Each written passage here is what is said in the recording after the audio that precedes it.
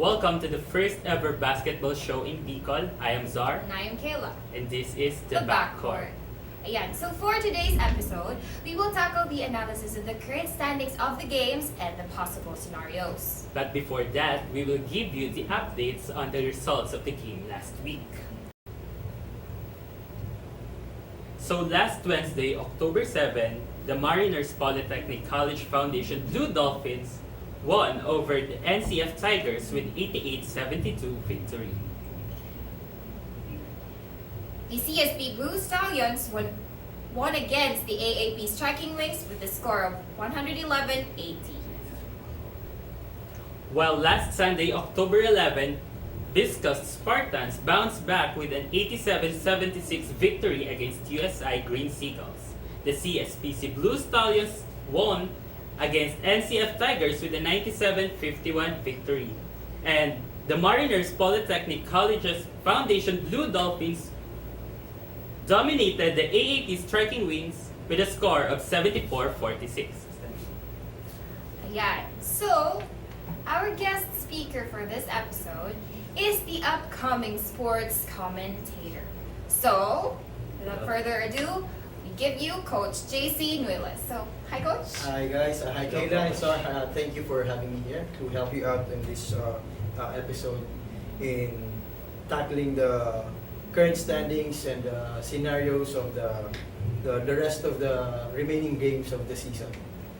So first off, Coach JC, what can you say po about the standings on Well, our team? Yes, well, looking at it right now, we have CSPC leading the tournament with 6 wins and 0 loss, followed by the Ateneo Golden Knights with 4 wins and 1 loss. And the rest of the teams are really close to each other with 3 wins and 3 losses, and then 2 games and 2 losses on the other teams. But when we look at the remaining schedule, it's quite interesting that these teams who have 3-3 records and 2-2s will still battle it out for the positioning in the semifinals. So I think for the viewers out there and all those watching the league, it's going to be a very interesting weeks to come for us to watch these games, because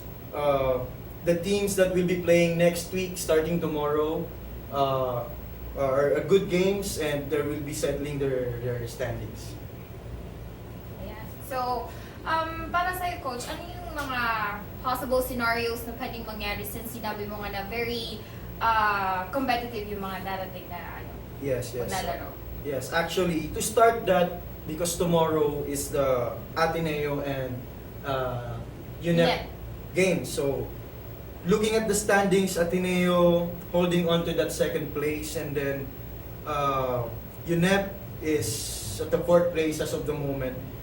This game will solidify their standings, whoever wins this game. So if Ateneo really wants that second place, that game against UNEP is a very important thing for them. Not only solidifying the standings, but also carrying the momentum going to the semifinals. And then talking about UNEP naman, UNEP, this is a must-win game for them, because they're in a not so good situation right now, having a 2 wins and 2 loss record. And they still have 2 games after this game.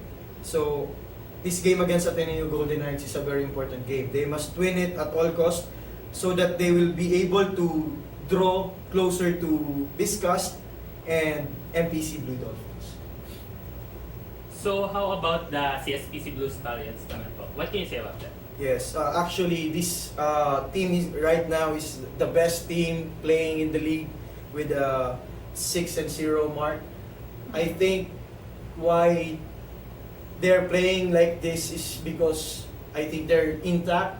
They've been preparing for a league like this, having passing to the other leagues, not joining the other leagues, but focusing on this league only. That's why a lot of teams actually were surprised when CSPC played a couple of games. Even Ateneo really had a hard time competing against them. So I think if there's one team to beat here, it's the CSPC Blue Stallions. So Zar.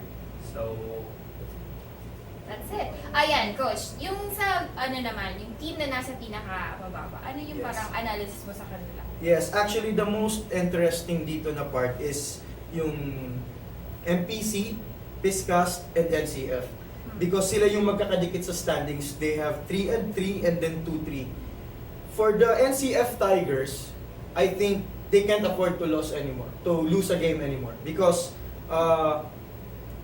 they're having two wins and 3 losses. So ang isang talo is medyo mahirap na, because probably to be in the semifinals, you have to have at least a 4-win and a 3-loss record. So now that they have 2 wins and 3 losses, so they can't afford to lose a game. And according sa schedule, they'll be playing a good team.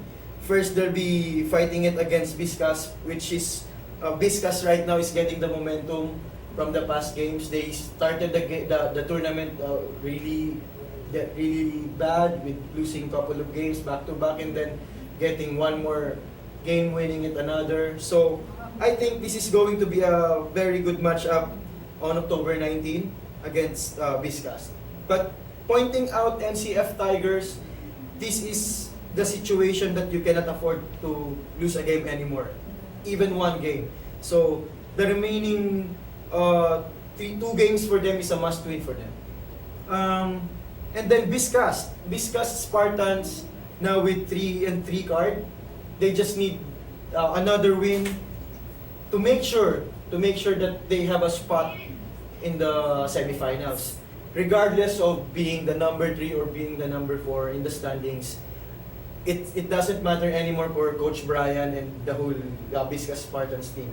All they need to do now is to win that game against NCF, and then from there they have to take it from there. They prepare for the whoever is going to be the number 3 or the number 4 or maybe number 2. So that's for the Vizcas and NCF. The other team that has a 3-3 card, the same with Vizcas Spartans, is MPC Blue Dolphins. This team is one of the surprise team of this tournament. Nobody actually expected them to be this competitive, because we all know na nag-rebuild yung team nila under new coach sila. So having this kind of record, this is an achievement already for the team. But again, the same with Vizcas, with the 3-3 card, they have to win their last game also to solidify that spot in the semifinals.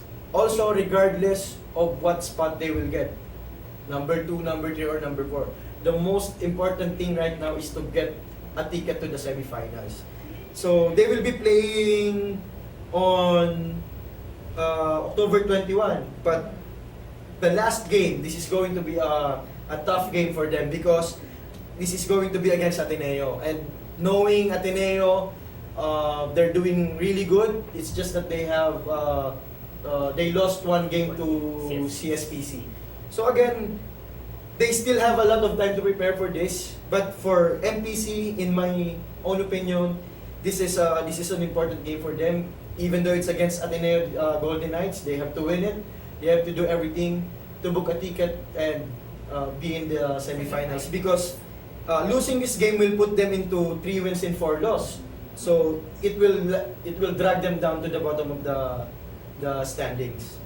And talking about UNEP Golden Bears naman, with a 2 wins and 2 loss record, they still have a big chance of getting into the semifinals, because they still have 3 more games, 2-3 more games. One is against Ateneo on tomorrow, and then they will play NCF and AAP. Okay, so for the Golden Bears, I think tomorrow is the most crucial game for them, booking a ticket to the semifinals, because losing to Ateneo will force them to really win the game against NCF and AAP. Maybe they have an advantage against NCF and AAP, but against Ateneo, I think it's going to be a good matchup tomorrow. I don't think that any team from those 2 competing teams tomorrow has an advantage with regards to the lineup or the standings. Even Ateneo, they cannot relax, even though they have a 4-1. Because if you want your team to be consistent, even if you're assured of a spot in the semifinals, I think what's important is carrying the momentum going into that game. So for UNEP, the game against Ateneo is important, and also against NCF and AAP. If they lose to Ateneo, let's say they lose to Ateneo, they have to win they have to play AAP and NCF. So that will give them a small chance of getting into the semifinals, because Biscast and MPC has already solidified it with just one win with their team. So ang mangyayari kasi dito, ang pinaka-possible dito is magkaroon ng triple tie sa fourth place, which is ang nakikita ko ditong pwedeng mangyaring cards is a 4-3 record, 4 wins and 3 losses with UNEP, NCF, and MPCF. Because I think Biscast and NCF will be playing na sa October 19, while UNEP and NCF will be playing pa sa October 21. So I think sila yung matitira ng deciding game. And looking at this, since the format of the tournament, wala namang twice to beat advantage. So, regardless of what position na yung dapat mong makuha, because all you need to do now is to go to the semis, and then whoever is your opponent from there, you take it one game at a time from there. So that's it. Thank you, Coach JC, for Thank you that so much. analysis. Thank you po. Yeah, so watch out for tomorrow's game. Ateneo Golden Knights versus the UNEP Golden Bears. Susar? So ayun nga, sabi nga ni Coach JC, every game, every loss, every win is very crucial for the teams. For each team. Yeah, for Kasi every diba? team. Kaya you guys have to watch out every game starting tomorrow until the finals on October 25. Yeah, so that's it for today, and God bless. Goodbye.